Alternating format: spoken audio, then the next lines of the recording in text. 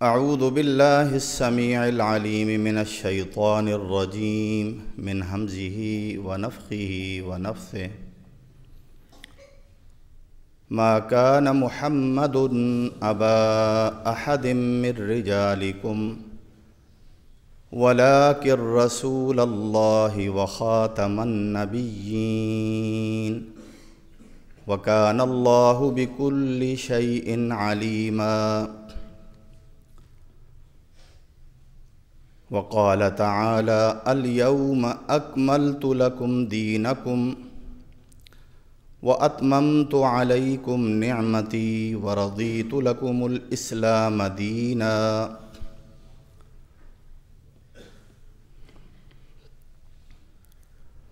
ہر طرح کی حمد و ثنا کے بعد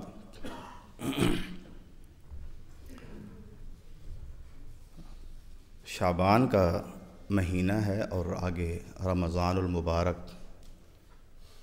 بھی روز بروز اس کی آمد قریب ہو رہی ہے،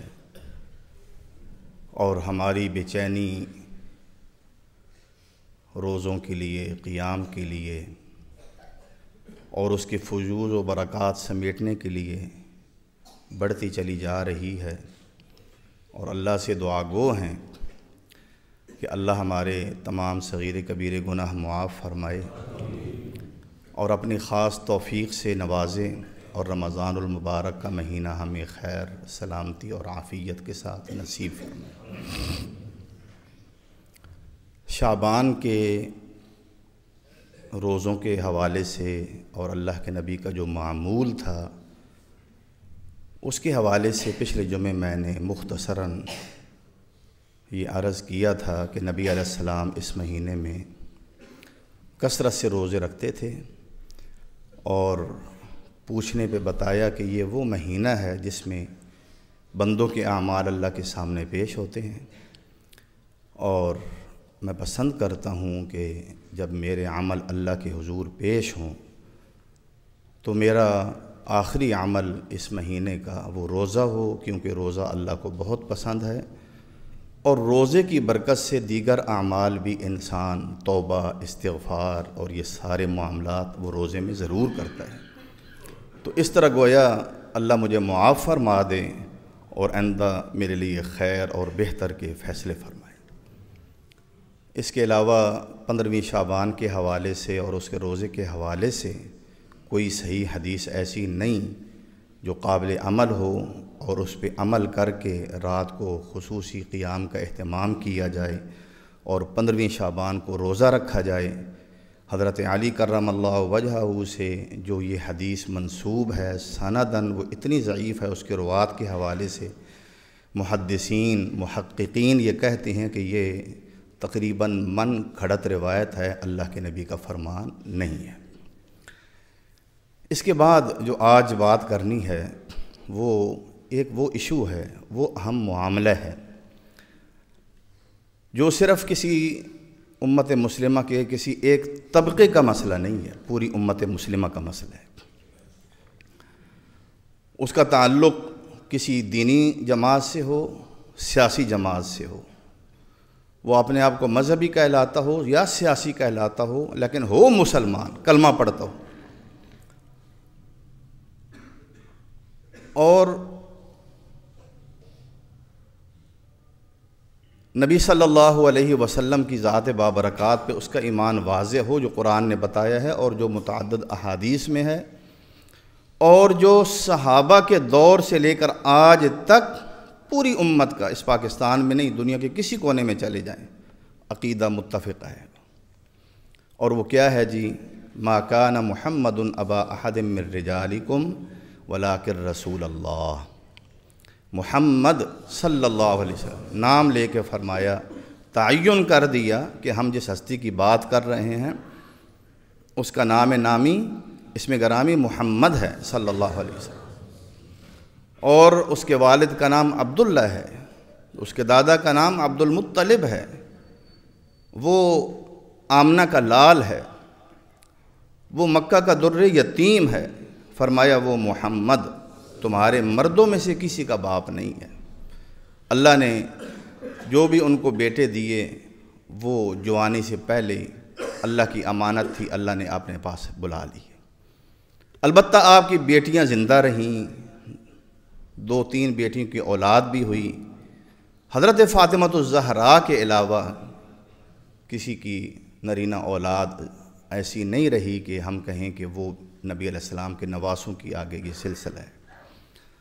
حضرت حسن اور حضرت حسین سلام اللہ علیہما، ان کے بارے میں مسلمانوں کا متفقہ عقیدہ ہے کہ یہ نبی علیہ السلام کے نواسے اور جنت کے شہزادے ہیں، اللہ کو محبوب ہیں، اللہ کے نبی کو محبوب ہیں اور ہر مسلمان کو محبوب ہیں۔ فرمایا یہ جو محمد ہیں یہ تمہارے مردوں میں سے کسی کے باپ نہیں، بلکہ یہ محض اللہ کے رسول ہیں، ان کا شرف یہ ہے۔ اور وخاتم النبیین، وہ سلسلہ جو آدم سے شروع ہوا تھا اور وہ چلتا نوح علیہ السلام سے ہوتا ہوا، ابراہیم علیہ السلام سے، موسیٰ علیہ السلام سے، عیسیٰ علیہ السلام سے، 1,24,000 کم و بیش انبیاء سے ہوتا ہوا وخاتم النبیین، ختم نبوت کا سہرہ ان کے سر ہم نے رکھ دیا ہے۔ اور پھر اس کی وضاحت آپ نے یہ فرمائی، انا خاتم النبیین لا نبی بعدی۔ لوگوں، قرآن میں جو خاتم النبیین کا اللہ نے مجھے لقب دیا ہے وہ میں ہی ہوں، اور یاد رکھو میرے بعد کوئی نبی نہیں۔ اور ایک جگہ ایک حدیث مبارکہ میں آپ نے اپنے خصائل، اپنے فضائل، اپنی خصوصیات، اپنے اعزازات جو اللہ نے صرف آپ کو عطا فرمائے، کسی اور نبی کو نہیں دیے، ان کا ذکر کرتے ہوئے یہ بھی فرمایا کہ انقطع بی النبوہ، میرے آنے سے نبوت اب بند ہو گئی ہے، دروازہ بند ہو گیا ہے۔ اب اس کے بعد نبوت کی ضرورت کیوں نہیں ہے؟ وہ اس کی وجہ یہ ہے، ضرورت کیوں نہیں ہے، نبی کیوں نہیں؟ الیوم اکملت لکم دینکم، اس عرش والے نے کہہ دیا میدان عرفات میں کہ آج میں نے اپنا دین تمہارے اوپر پورا کر دیا۔ ایک 2 حکم نازل ہوتے رہے، اور اللہ کے نبی نے اس کی وضاحت یہ فرمائی کہ دین کیا ہے۔ آپ نے فرمایا لوگو، ہر وہ عمل جو تمہیں جنت کی طرف لے کے جانے والا ہے وہ میں نے تمہیں بتا دیا ہے، ہر وہ عمل۔ لہٰذا آج اگر کوئی یہ دعویٰ کرے کہ یہ عمل بھی جنت میں لے جائے گا جبکہ نہ اللہ نے اس کے بارے میں بتایا نہ اللہ کے نبی نے، وہ جھوٹ ہے، وہ ایک بیکار سکہ ہے، کھوٹا سکہ ہے۔ اگر اس کو لے کے جاؤ گے اللہ کے دربار میں وہ عمل کر کے تو جہنم میں جاؤ گے، جنت میں نہیں جاؤ گے۔ نبوت ختم ہو گئی۔ ہر وہ عمل جو تمہیں جنت کی طرف لے کے جانے والا ہے وہ میں نے بتا دیا ہے تمہیں، ہر وہ عمل جو تمہیں جہنم کی طرف لے کے جانے والا ہے وہ بھی میں نے تمہیں بتا دیا۔ اور پھر یہ وہ چیز ہے جس کے بارے میں اللہ نے فرمایا انا نحن نزلنا الذکر وانا لہ لحافظون۔ چونکہ یہ قیامت تک اب نبی نہیں آنا اور یہی دین پوری انسانیت کے لیے ہے، حالات جیسے بھی ہوں یہی فطرتی دین ہے، انسانی فطرت اسی کو قبول کرے گی اور انسانی فطرت اسی کی ضرورت مند رہے گی، تو لہٰذا اس کی حفاظت ہم کریں گے۔ اب اس عید کے حوالے سے بھی میں آپ کو بتاؤں گا، جو لطیفے چھوڑے گئے، تو بہرحال یہ وہ ایک بنیادی مسئلہ ہے جو پوری امت کا ہے۔ آپ پاکستان میں نہیں، دنیا کے کسی ایسے خطے میں چلے جائیں جہاں مسلمان بستے ہوں، وہاں آپ جا کے یہ کہیں کہ ایک شخص یہ دعویٰ کرتا ہے کہ میں نبی ہوں، میرے اوپر وحی آتی ہے اور مجھ پر ایمان لانا واجب ہے، جو میرے اوپر ایمان نہیں لائے گا وہ کافر ہے، وہ جہنمی ہے، بلکہ وہ اتنا اگریسو ہو جاتا ہے، وہ کہتا ہے کہ وہ حرام کی اولاد ہے، جو مجھ پر ایمان نہیں لاتا وہ حرام کی اولاد ہے۔ اور پھر وہ یہ بھی کہتا ہے جو مجھ پر ایمان میری زندگی میں لائیں گے وہ میرے صحابہ ہیں، اور جو میری بیویاں ہیں وہ امہات المؤمنین ہیں۔ اور وہ یہ بھی دعویٰ کرتا ہے کہ یہ جو 313 لوگ ہیں یہ بدری صحابہ کی طرح ہی ہیں، اور وہ آگے سلسلہ چلا رہا ہے، وہ تبلیغ کر رہا ہے، کہتا ہے کہ اس پر ایمان نہیں لاؤ گے تو مسلمان نہیں ہوگے، تو فتویٰ دو۔ ہر عالم آپ کو کیا کہے گا؟ یہ کفر ہے، وہ بندہ کافر ہے، وہ دین اسلام سے خارج ہے، اس کا دین اسلام سے کوئی تعلق نہیں، جو اس کو نبی مانے گا وہ بھی کافر ہوگا۔ آپ کہیں بھی جا کے پوچھ لیں، مکے چلے جائیں، مدینے چلے جائیں، یمن چلے جائیں، شام چلے جائیں، دنیا کے کسی کونے میں چلے جائیں، یہ امت مسلمہ کا متفقہ عقیدہ ہے کہ دین وہ مکمل ہے، اور اس میں کسی قسم کی، اور ختم نبوت کے حوالے سے بات اور نہ چلی جائے، ہم نے جس مسئلے پہ جو بات کرنی ہے کہ ہم نے ہمیشہ یہ کہا ہے کہ ختم نبوت کے اوپر پہرے داری یہ ہر مسلمان کا فریضہ ہے اور چوکنا رہنا چاہیے، اور ڈاکو ہمیشہ اسی وقت ڈاکہ ڈالتے ہیں جب وہ دیکھتے ہیں کہ اس گھر کے رہنے والے وہ اپنے کسی معاملے میں الجھے ہوئے ہیں۔ ہم اس وقت یہاں ڈاکہ ڈال سکتے ہیں اور اپنا مطلب حاصل کر سکتے ہیں۔ ہمارا ملک سیاسی طور پہ انتشار میں رہا ہے، اور ہم اس معاملے میں پچھلے 3-4 سالوں سے تو ہم اس معاملے میں ایک مشتعل ایک قوم بن گئے، ہمارے اندر حوصلہ بھی نہیں رہا، اور ہم نے اسی کو اپنی زندگی کا مقصد بنا لیا کہ کس کو سچا ثابت کرنا ہے، کس کو جھوٹا ثابت کرنا ہے، اور وہ لوگ جو دنیا سے چلے گئے اسی جنگ میں اپنے آپ کو ختم کر کے وہ اللہ کو کیا جواب دیں گے؟ میں نے تمہیں دنیا میں اس لیے بھیجا تھا۔ نمازوں کا حساب ہوگا، عقیدے کا حساب ہوگا، نبی کا حساب ہوگا۔ ما تقول فی ھذا الرجل، وہ جو میں نے آخری نبی مکہ میں بھیجا تھا جو مدینہ میں فوت ہوا، اس کے بارے میں تمہارا کیا عقیدہ ہے؟ اس کے آگے بھی کسی کا عقیدہ بیان ہوگا کہ جو تمہارے موجودہ سیاسی رہنما تھے تم کس کا بیج لگا کے آئے؟ کیوں نہیں اللہ سے ڈرتے؟ کیوں اپنے آپ کو داؤ پہ لگایا ہوا ہے؟ اپنے ایمان کو داؤ پہ لگا دیا ہے، اپنی نسلوں کو داؤ پہ لگا دیا ہے، اپنی عزتوں کو داؤ پہ لگا دیا ہے۔ کب ہم ہوش میں آئیں گے؟ ایک مقدمہ پیش ہوا جس کا فیصلہ 6 فروری کو آپ نے سپریم کورٹ کے فاضل جج چیف جسٹس صاحب کا سنا۔ وہ غالباً آپ سب کے علم میں کچھ نہ کچھ اس کی جزیات ہوں گی کہ ایک شخص تھا، مبارک نام تھا اس کا، مبارک احمد ثانی۔ اس کو مبارک تو نہیں کہنا چاہیے، نام مبارک انسان کو، نام ایک منحوس انسان کو۔ تو اس کے بارے میں یہ تھا کہ یہ قادیانی ہے، اور یہ مرزا قادیانی کا جو پہلا خلیفہ تھا اس کا بیٹا تھا، اس کی لکھی ہوئی تفسیر جس کا نام تفسیر صغیر ہے، اور یہ تفسیر اس کے اوپر پہلے سے بین ہو چکا ہے، پہلے سے ہی اس کی تمام جو اس کے اندر تحریفات اس نے ظالم نے کی تھیں، اور اسلام کے بالکل عقائد کے خلاف اس نے قرآن کی آیات کی منمانی تفسیر کی تھی، اس کی نشاندہی کر کے اس تفسیر کے اوپر پہلے سے بین ہے۔ اس کو چھاپنا قانوناً پہلے سے جرم ہے۔ وہ چھاپی گئی، وہ ان کے ایک مدرسے میں تقسیم کی گئی، وہاں انہوں نے ان کے حفاظ جو تھے، اور اس طرح اس علاقے میں ایک آدمی نے FIR کٹوائی اس کے خلاف کہ یہ دینی طور پہ بھی قانونی طور پہ بھی ایک بالکل خلاف شرع اور خلاف قانون کا جرم کا مرتکب ہوا ہے، اس کو قید کر لیا گیا۔ یہ سیشن جج میں اس کی اپیل ریجیکٹ ہوئی، ضمانت کی، پھر ہائی کورٹ میں ریجیکٹ ہوئی، وہ سپریم کورٹ میں چلی گئی۔ 2 رکنی بینچ نے یہ فیصلہ سنا جس میں چیف جسٹس صاحب تھے۔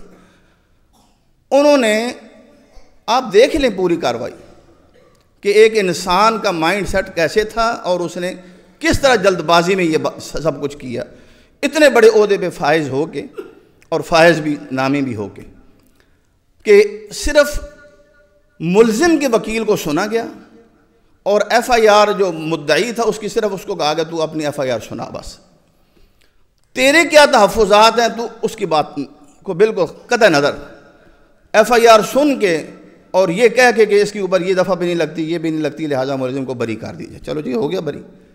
7 ماہ کی 6 ماہ کی قید بنتی ہے، یہ پہلی 1 سال کی قید جو ہے وہ بھگت چکا ہے، تو اس کو بری کر دیا جائے۔ اتنی بات بھی آگے انہوں نے کچھ ایسے پوائنٹ جو اس سے متعلقہ تھی ہی نہیں وہ اٹھائے، اور یہ وہ بات ہے عام لوگوں کا یہ ہوتا ہے کہ مولویوں کو چونکہ ان مسائل کا علم نہیں ہوتا، وہ صرف جذباتی ہوتے ہیں اور لوگوں کو صرف مشتعل کرتے ہیں۔ تو اس ضمن میں ایک طالب علم کی حیثیت سے مختلف وکلاء سے میں نے یہ سارا سنا، اور وہ کہ یہ مسئلہ کیا ہے، کہاں وائلیشن ہوئی ہے، قانون کو کس طرح پامال کیا گیا، کن کن شقوں کی مخالفت ہوئی ہے۔ اور آپ نے بھی یہ ڈیبیٹ سنی ہے مختلف چینلز پہ، وی لاگز میں مختلف جو ہے وہ وکلاء کی۔ تو یہ الحمدللہ ایک بالکل جس کو کہتے ہیں کہ واضح نقطہ نظر کی روح سے میں یہ بات جو ہے وہ آج کرنے کی یہ الحمدللہ اپنا فرض سمجھتا ہوں کہ اس معاملے میں انہوں نے بحیثیت ان اہم وکیلوں کے جو اٹارنی جنرل رہ چکے ہیں، ان کے خیال کے مطابق فاضل جج نے ان شکوں کو چھیڑا ہے جن کو چھیڑنے کی ضرورت ہی نہیں تھی، بیل دینے تھی دے دی۔ انہوں نے ان شکوں کے حوالے ان کا سہارا لے کے جن کے ضمن میں یہ قادیانی آتی ہی نہیں ہیں، ان کو مکمل ایک مذہبی آزادی دے دی۔ ان کو کیا کر دیا؟ آزادی دے دی۔ کس طرح کہ یہ آرٹیکل 20 یا 22 یہ کہتی ہے کہ ہر انسان آزاد ہے اپنے مذہب میں، وہ جس طرح چاہے عمل کرے، جس کو جو چاہے کہے، جو چاہے چھاپے، کوئی پابندی نہیں ہے۔ تو میں نے پوچھا کہ شک تو ہے، تو پھر اس کا مطلب کیا ہے؟ مجھے یہ سمجھایا گیا اور آپ کے بھی سمجھ میں ہے کہ قادیانیوں کے حوالے سے قانون سازی 1974 میں کی گئی، باقاعدہ پارلیمنٹ میں یہ بحث ہوئی، ڈیبیٹ ہوئی، علماء جس میں تمام مکاتب فکر کے مسلمان علماء تھے، اور دوسری طرف قادیانی کے ان کے جو ربی تھے، جو ان کے مدعی تھے، اور ان کے تمام دلائل کو سن کے اور مسلمانوں کے ان کے جوابات سن کے پارلیمنٹ میں متفقہ طور پہ ان کو غیر مسلم ڈکلیئر کیا گیا کہ یہ غیر مسلم ہیں، یہ اقلیت کے زمرے میں آتے ہیں، اور آئینی طور پر ان کے اوپر اقلیت کے قوانین لاگو ہوتے ہیں۔ اب اس کی روح سے جب وہ غیر مسلم ہو گئے تو گویا وہ مسلمان اپنے آپ کو شو نہیں کر سکتے، نہ مسلمان ظاہر کر سکتے ہیں، نہ مسلمان ہونے کا دعویٰ کر سکتے ہیں، اور نہ وہ مسلمان کے روپ میں کسی کو تبلیغ کر سکتے ہیں۔ وہ اپنے عبادت گاہوں کو مسجد نہیں کہہ سکتے، یہ اسلامی شاعر ہیں، مسلمانوں کے یہ شاعر ہیں، اور ہر شاعر مذہب کے شاعر کا تقدس ہوتا ہے۔ اقلیتوں کے حوالے سے آپ دیکھیں، ہم نے کبھی گرجوں کو آگ لگانے کے فتوے نہیں دیے، ہم نے کبھی ہندوؤں کے مندروں کے اوپر دعوے بولنے کے کبھی فتوے نہیں دیے، ہم نے کبھی یہ نہیں کہا، ہم نے کیا کہا؟ ان کا تحفظ کرو، یہ ہمارا اخلاقی، دینی، شرعی، آئینی فریضہ ہے، ہم ان کے محافظ ہیں۔ لیکن ہوا کیا کہ قادیانیوں نے اپنے آپ کو اس آئین کو وہ ماننے کا انکار کر دیا، ہم آئین ہی نہیں مانتے۔ یہ اب ایک ایسا فرقہ جو آپ کا آئین ہی نہیں مانتا، آپ اس کو اتنا بھی نہیں کہہ سکتے اتنی بڑی کرسی کے اوپر بیٹھ کے کہ جب تم ہمارے آئین کو نہیں مانتے ہو پھر ہم سے رعایت لینے کے لیے کیوں آئے ہو؟ جب آئین ہی نہیں مانتے، تم اپنے آپ کو، ہم نے تمہیں غیر مسلم ڈکلیئر کیا، تم کہتے ہو نہیں ہم یہ نہیں مانتے، پھر لینے کیا آئے ہو؟ ہم نے الٹا کیا کہا؟ لا اکراہ فی الدین۔ یہ آیت ان سے کس نے کہا تھا کہ اس آیت کو یہاں پڑھو اور مفتی صاحب فتویٰ دو؟ لا اکراہ فی الدین کا کسی وکیل سے بھی پوچھیں وہ یہی معنی کرے گا کہ اس کا معنی ہم سب کو پتہ ہے کہ الحمدللہ دین اسلام وہ مذہب ہے کہ وہ کسی کو جبراً مسلمان نہیں کر سکتا۔ اپنے بیٹے کو بھی اگر وہ غیر مسلم ہے وہ یہ نہیں کہہ سکتا کہ تم زبردستی کلمہ پڑھو ورنہ میں تمہیں قتل کر دوں گا۔ لا اکراہ فی الدین۔ ہم نے کب کہا ہے کسی بھی غیر مسلم کو، کسی قادیانی کو تم مسلمان ہو کلمہ پڑھو ورنہ ہم قتل کر دیں؟ کبھی کہا ہے؟ لا اکراہ فی الدین کا میں نے آج ان سب کو سمجھ آیا۔ میں نے کیا کیا جا رہا ہے لا اکراہ فی الدین کہ دین میں جبر کوئی نہیں، اس کا یہ مطلب ہے کہ جو مرضی ہے کرے۔ دین میں جبر کوئی نہیں، جو مرضی ہے کوئی کرے۔ نبی علیہ الصلوۃ والسلام کی گویا ناموس سے کھیلے، لا اکراہ فی الدین، آپ کچھ نہیں کر سکتے۔ آپ یقین کریں یہاں ڈیٹیل میں بتاتا کہ یہ ریاست، یہ اسٹیٹ جو لا الہ الا اللہ کی بنیاد پہ بنی تھی، جس کے قرارداد مقاصد دستور سے بھی بنیادی حیثیت رکھتے ہیں، ان میں چوتھی شق یہ ہے کہ قانون سازی کرتے وقت یہ دیکھا جائے گا کہ یہ جو قانون ہے یہ قرآن و سنت سے متصادم ہے یا نہیں۔ متصادم ہوگا تو اس کو کل عدم کر دیا جائے گا۔ قرآن و سنت کے خلاف کوئی قانون نہیں بن سکتا، یہ قرارداد مقاصد میں۔ وہ ملک کہ جب اس کو بنایا گیا تھا تو انگریز اس کے اوپر مسلط تھا، جس نے 2 صدیاں حکومت کی تھی، وہ عیسائی تھا، اور اس کی آزادی کے لیے علماء نے پھانسیوں پہ جو ہے وہ پھندوں پہ جھولے تھے۔ علماء نے ہی آپ کو شعور دیا تھا، علماء نے ہی آپ کے دین کو محفوظ کرنے کے لیے قربانیاں دے کے یہ ملک حاصل کیا تھا۔ اور پھر یہ بھی کہا تھا مسلم ہے تو مسلم لیگ میں آ۔ اس وقت کی مسلم لیگ ہی چونکہ لیڈ کر رہی تھی امت مسلمہ کو، یہ نعرہ تھا مسلم ہے تو مسلم لیگ میں آ، بلا تفریق مذہب، تو یہ ملک بنا تھا۔ تو آج وہ ملک جو لا الہ الا اللہ کی بنیاد پہ بنا، محمد الرسول اللہ کی بنیاد پہ بنا، جب بانی پاکستان قائد اعظم محمد علی جناح سے پوچھا گیا کہ آپ نے یہ ریاست تو بنائی ہے، اس کا دستور کیا ہوگا؟ ان کا جواب آپ سب کو پتہ ہے، انہوں نے کیا کہا تھا؟ حیرانگی سے کہا کہ تم دستور کا پوچھتے ہو؟ اس کا دستور 1400 سال پہلے مدینے والا بنا گیا ہے۔ کتنا واضح ہے۔ آج ان سب چیزوں کو ختم کیا جا رہا ہے، اور میں اور آپ اس معاملے میں بالکل ایک جو ہے جس کو کہتے ہیں نا غیر متعلق، ہمیں کوئی احساس نہیں ہو رہا کہ ہم کدھر جا رہے ہیں، ہماری نسلوں کا کل کیا بنے گا۔ یہ لا الہ الا اللہ کی بنیاد پہ بنا تھا، اس کا دستور پہلے دن سے ہی قرآن و سنت مسلم ہے، اور ہر وہ چیز جو قرآن و سنت سے متصادم ہوگی اس کی کوئی حیثیت نہیں ہوگی، کوئی مائی کا لال اس دستور کو بدل نہیں سکتا۔ اور پھر یہاں یہ بھی کہا گیا، اب میں نے وہ دیکھی وہ ویڈیو، جب وہ یہ فیصلہ ذرا دیکھیں کہ ہم کہتے ہیں آپ علماء کے اوپر اعتبار نہیں کرتے، کہ جب آپ غیروں سے یہ دین سنیں گے تو پھر آپ کے ذہن کیسے بنیں گے؟ وہ کہہ رہے ہیں وَمَا أَرْسَلْنَاكَ إِلَّا رَحْمَةً لِلْعَالَمِينَ، پڑھو، کہتے ہیں پڑھو وَمَا أَرْسَلْنَاكَ إِلَّا رَحْمَةً لِلْعَالَمِينَ، وَمَا أَرْسَلْنَاكَ إِلَّا رَحْمَةً لِلْعَالَمِينَ۔ آپ رحمت للعالمین تھے، آپ رحمت للعالمین تھے، آپ بڑے مہربان تھے، اور کہلوانا کیا جا رہے ہیں؟ آپ اتنے مہربان ہیں تو پھر آپ کے نام لیواؤں کو اتنا سخت کیوں ہونا چاہیے؟ یعنی جو آپ کی نبوت پہ ڈاکہ ڈالے، وَمَا أَرْسَلْنَاكَ إِلَّا رَحْمَةً لِلْعَالَمِينَ۔ میں ایک سوال کرتا ہوں،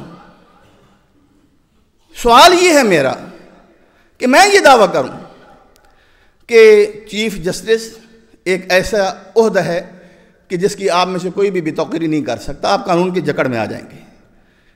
ہم یہ کریں کہ ایک نئے چیف جسٹس بنا لیں، پھر جج چن لیں، اور پھر ہم ان کو پوری اتھارٹی بھی دے دیں، فیصلے ان سے کروائیں، اور جب ہم سے جو ہماری اصل عدلیہ ہے وہ کہے یہ تو قانوناً جرم ہے، ان کو تو پکڑ کے پھانسی پہ لٹکاؤ، ہم کہیں قاضی صاحب آپ بڑے رحم دل ہیں، آپ تو بڑے نیک ہیں، آپ تو بڑے رحم دل ہیں،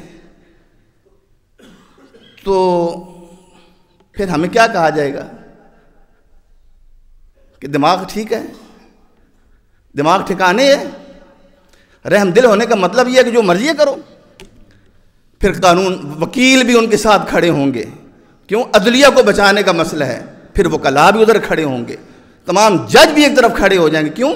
عدلیہ کا وقار کا مسئلہ ہے۔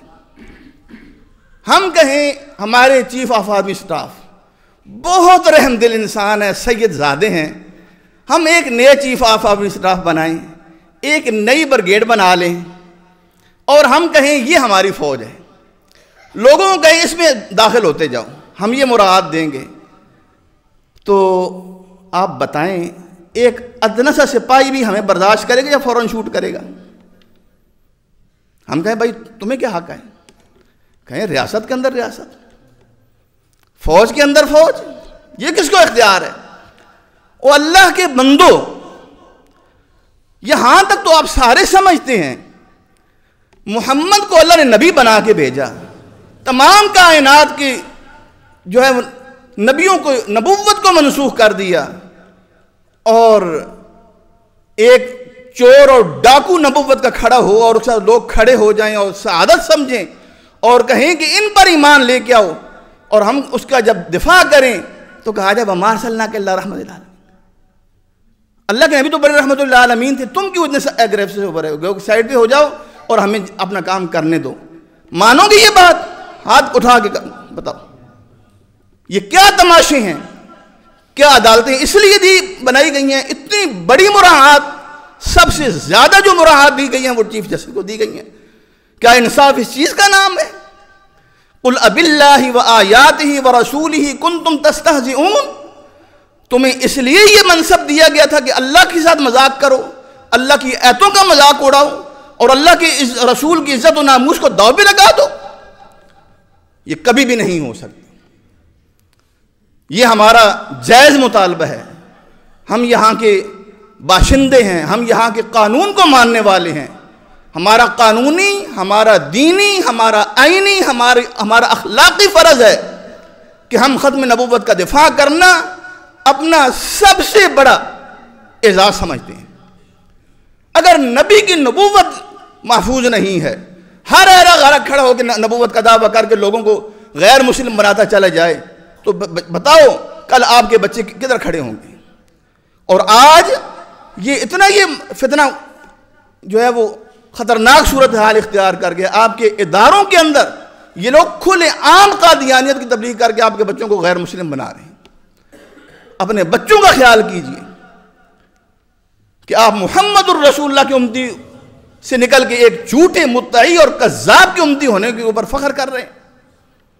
ہم یہ قطعاً گوارہ نہیں کریں گے، اس فیصلے کو ہم بالکل ریجیکٹ کرتے ہیں۔ نظر ثانی کی ہماری جو ہے وہ استدعا ہے، اور من حیث الامہ ایک مسلمان امت ہونے کے ناطے ہمارا متفقہ یہ الحمدللہ موقف ہے کہ یہ ایک چور دروازہ ہے، یہ ان کو ایک دروازہ ان کے لیے کھولا گیا ہے تاکہ وہ کھلے عام جو ہے وہ اپنے مذہب کی تبلیغ کر سکیں، اپنے عبادت گاہوں کو مسجد کا نام دے سکیں، اپنے اداروں کے اندر وہ اپنی قادیانیت کی تبلیغ کر کے دین اسلام کو اور مسلمانوں کی ایمان کو خطرے میں ڈال سکیں۔ یہ وہ شکیں تھیں جن کی ضرورت بھی نہیں تھی اس کیس کے ساتھ، ان کو چھیڑ کے قاضی صاحب نے اپنی حیثیت کو بھی مشکوک بنا دی ہے۔ اب ان کا فرض ہے کہ وہ اپنے معاملات کو، یہ جو کچھ انہوں نے ایک فتنے کا دروازہ کھولا ہے اس کو بند کرنا انہی کا فرض ہے، اور مسلمان اس وقت تک چین سے نہیں بیٹھیں گے جب تک اس فتنے کے دروازے کو مکمل طور پہ بند نہیں کر دیا جائے گا۔ اقول قولی ھذا واستغفر